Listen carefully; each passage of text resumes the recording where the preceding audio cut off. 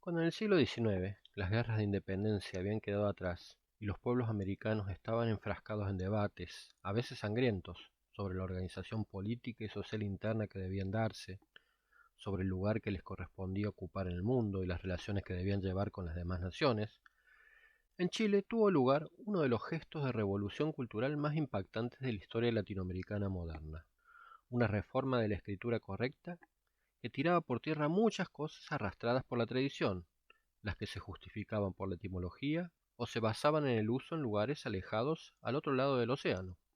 La reforma ortográfica chilena no fue un hecho insurreccional minoritario y de corta duración, sino que fue una iniciativa que partió de los más altos niveles universitarios y estatales y con fuerza decreciente se mantuvo por décadas, antes de acabar derrotada por un uso que se le resistía y por los esfuerzos de unificación del idioma. Este es, por cierto, un capítulo apasionante y poco conocido de la historia cultural y lingüística de nuestra América. Pero, ¿por qué hay personas e instituciones a las que se les ocurre corregir la escritura correcta del idioma? ¿Por qué no dejar mejor todo tal como está si nos entendemos perfectamente? ¿O no es así? Al hablar de reformas ortográficas y cambios en el sistema de escritura, debemos partir de una serie de premisas generales. Hay un hecho básico, primero que nada. Los cambios en la lengua ocurren a una velocidad mayor que los cambios en la escritura y la ortografía. Hablamos de procesos que duran décadas y hasta siglos. Segundo, los cambios provocan incoherencias en la escritura que es necesario subsanar para restablecer la uniformidad del sistema, fijar las excepciones y el modo de proceder en futuros casos semejantes que se puedan presentar. No hay que olvidar que, como señalaba Raymond Williams sobre los hechos culturales, junto a los elementos dominantes aparecen elementos nuevos o emergentes y se mantienen elementos residuales del pasado. Y tercero, las reformas ortográficas suelen recurrir para justificarse tanto a las ideas de simplificación y de modernización o actualización como el principio fonológico de equivalencia entre un fonema y un grafema, que es el procedimiento más racional. El tema de la reforma ortográfica forma parte de lo que Humberto López Morales llama, irónicamente, las campañas de separatismo cultural que siguieron a la independencia política de las repúblicas hispanoamericanas. Existieron proyectos de reforma ortográfica en otros países, como la misma España o México, pero que dejaremos aquí de lado porque no tuvieron tanto éxito o el impacto que tuvo la que aquí nos ocupa. La reforma tuvo su centro principal en Chile, hacia mediados del siglo XIX. Pero, para entender mejor la reforma, tenemos que presentar a uno de sus protagonistas, y a la vez principal antecedente de esta historia, el venezolano Andrés Bello.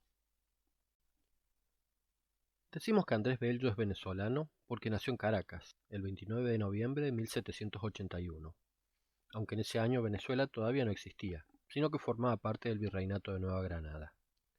Pero Bello falleció en Santiago de Chile, el 15 de octubre de 1865, con la República Independiente ya constituida. Con estos datos queremos subrayar que Bello es de una generación de intelectuales nacida en los últimos años de la época colonial y que acompañó en su adultez las primeras décadas de vida independiente de los países americanos.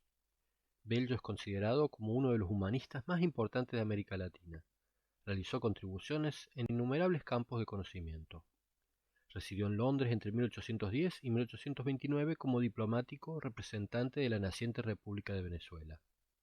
Había viajado en compañía de Simón Bolívar para gestionar el reconocimiento de las nuevas repúblicas en Europa y permaneció en ese país cumpliendo funciones diplomáticas para Venezuela primero y para Chile posteriormente.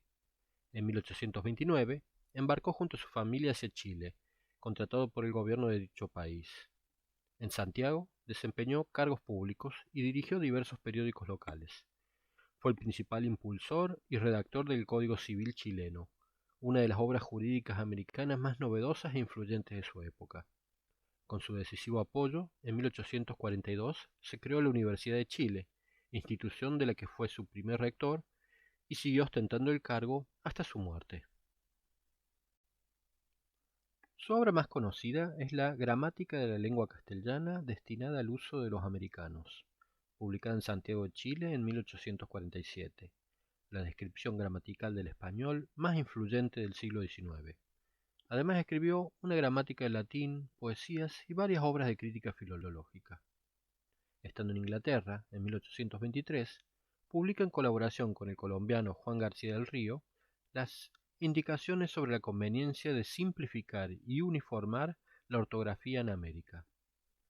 Obsérvese que ya en los títulos se especifica con total claridad el público al que Bello aspira a alcanzar con sus propuestas, y a cuyo servicio pone todo el caudal de su erudición, los americanos de las repúblicas recién nacidas.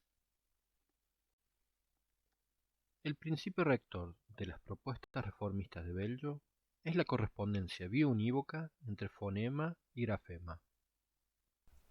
El mayor grado de perfección de que la escritura es susceptible y el punto a que por consiguiente deben conspirar todas las reformas, se cifra en una cabal correspondencia entre los sonidos elementales de la lengua y los signos o letras que han de representarlos, por manera que a cada sonido elemental corresponda invariablemente una letra, y a cada letra corresponda con la misma invariabilidad un sonido.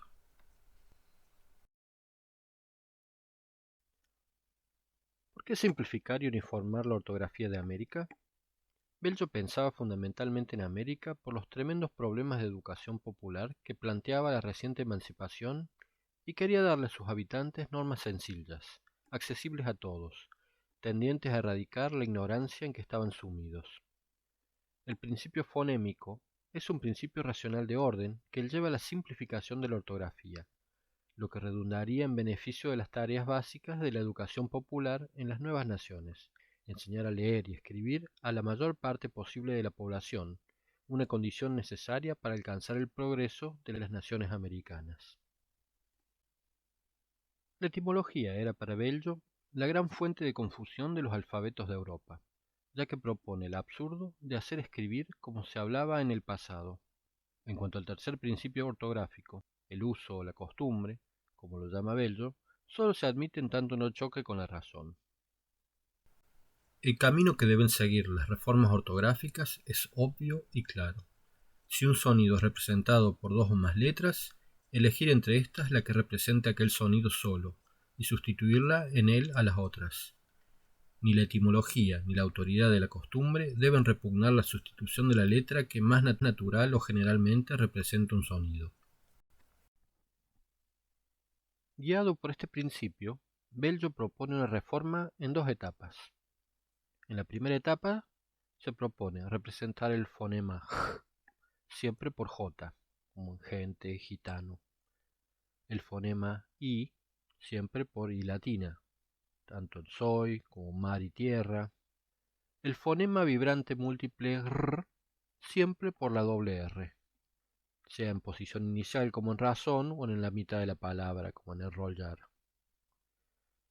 El fonema f, siempre por la z. Al mismo tiempo, suprimir la h muda, en palabras como hombre, hora, honor, menos en la combinación ch. Y la u muda en que, qui, también eliminarla. Así quedaría quema o quinto, escrita la q y directamente después la e y la i. En una segunda etapa, propone representar el fonema k siempre por q y suprimir la u muda en ge y gi.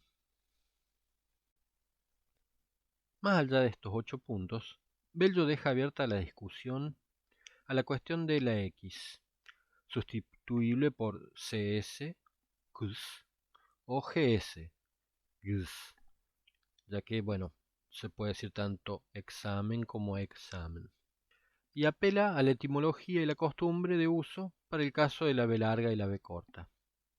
Bello reduce el alfabeto de 27 letras, según la ortografía de la Real Academia Española de 1820, a 26 letras, ya que elimina la C y la H, pero incorpora la doble R.